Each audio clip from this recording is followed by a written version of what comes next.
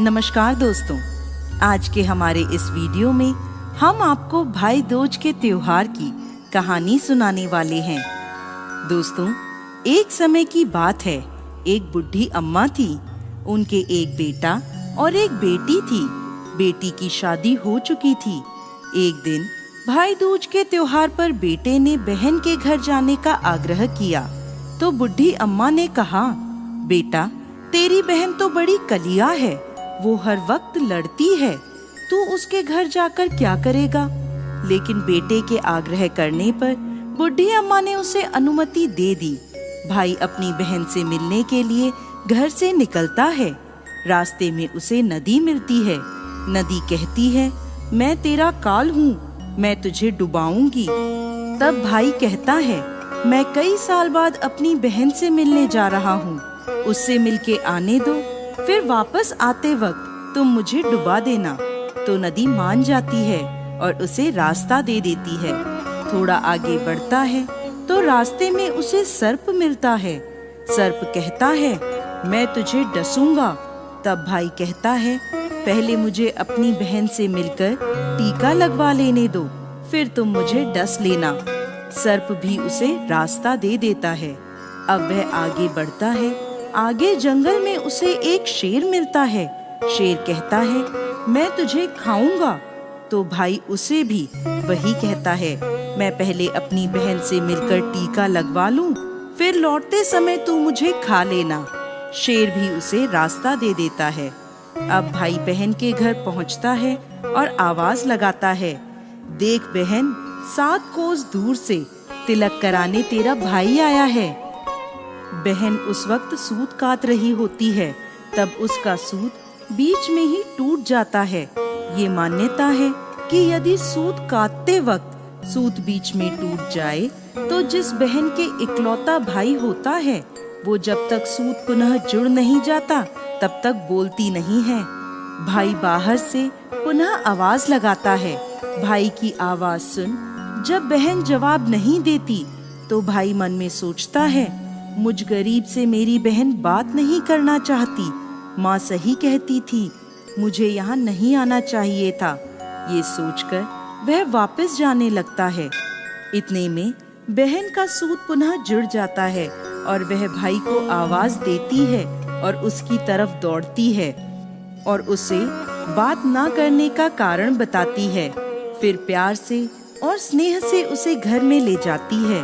अब वह अपनी सहेली पड़ोसन के घर जाती है और उससे पूछती है, सहेली, कोई जान से भी प्यारा मेहमान आए तो क्या करना चाहिए।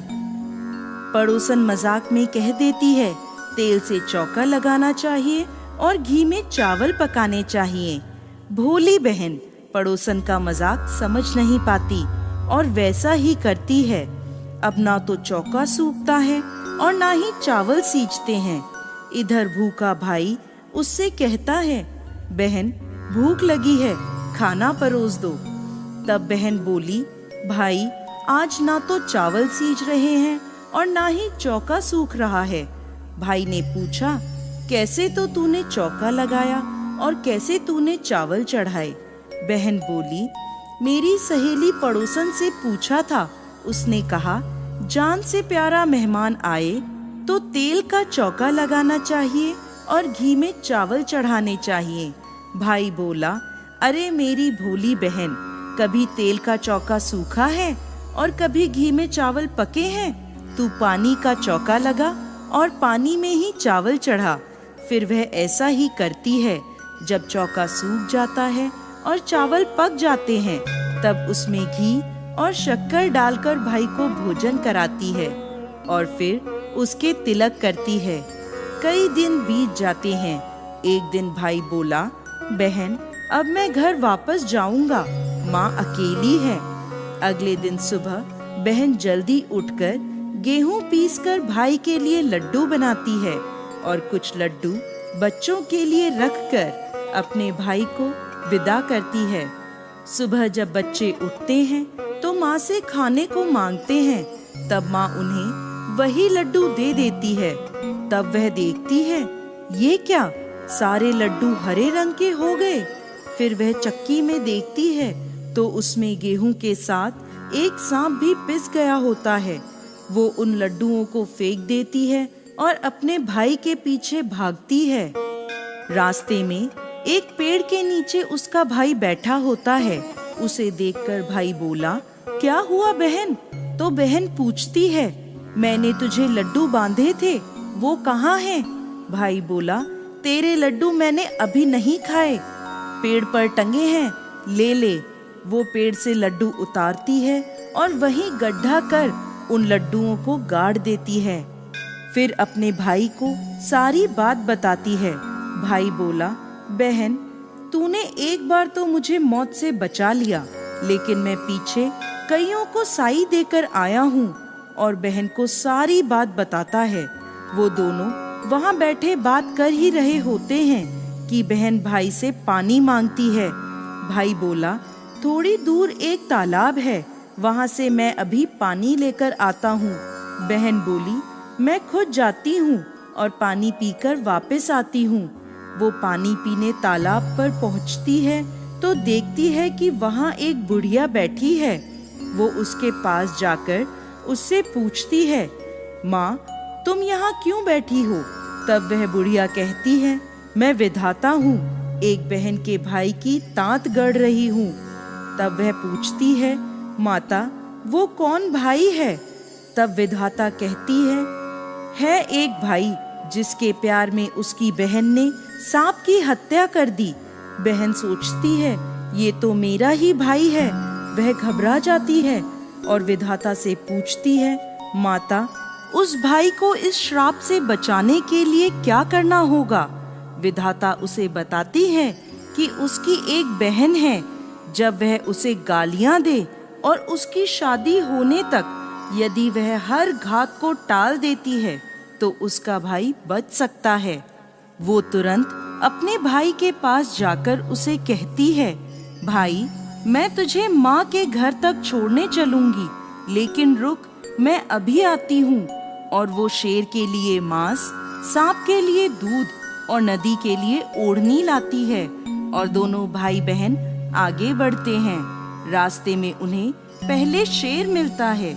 जैसे ही वो भाई को खाने के लिए आगे आता है, बहन उसके आगे मांस का टुकड़ा डाल देती है। शेर मांस के टुकड़े को खाने में लग जाता है और दोनों भाई बहन आगे चलते हैं। आगे उन्हें वो सांप मिलता है। जैसे ही सांप उसे डसने के लिए आगे आता है, बहन सांप के आगे दूध का प्याला रख देती है। सांप दूध पीने लगता है। वह दोनों अब आगे चलते हैं। रास्ते में उन्हें नदी मिलती है जो भाई को डुबाने को तैयार होती है, पर बहन नदी को ओढ़नी उड़ा देती है। खुश होकर नदी रास्ता दे देती है।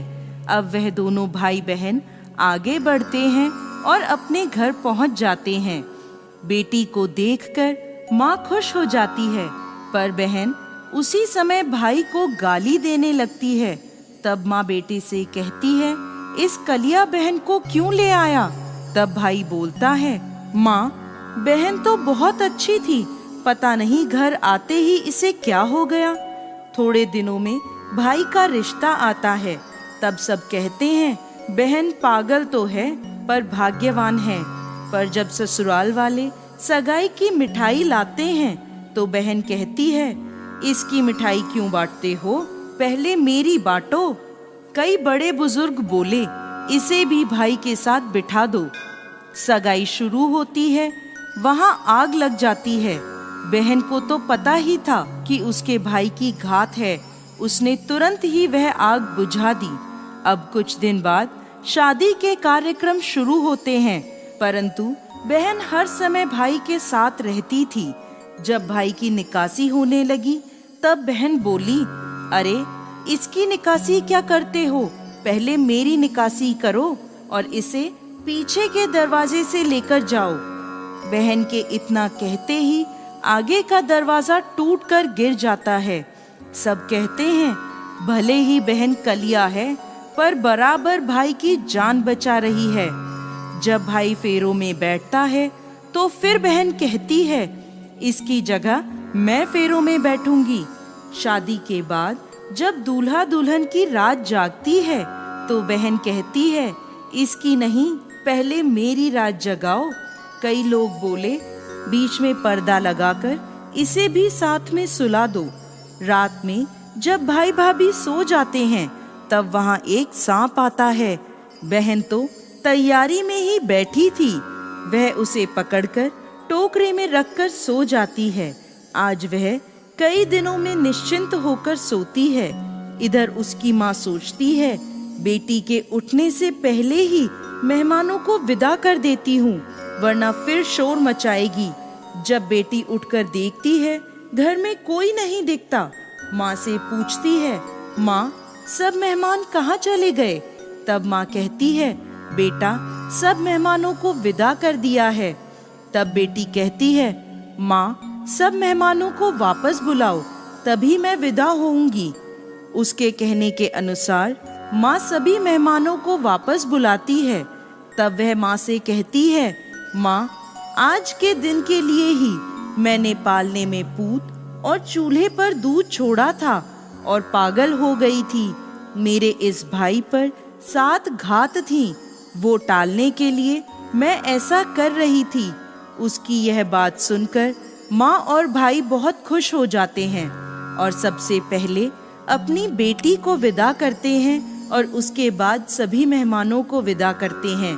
इस दिन के बाद से ही हर बहन अपने भाई की लंबी उम्र की कामना से भाई दूज का त्योहार मनाने लगी। इस दिन भाई को टीका करती हैं और यह कथा सुनती हैं।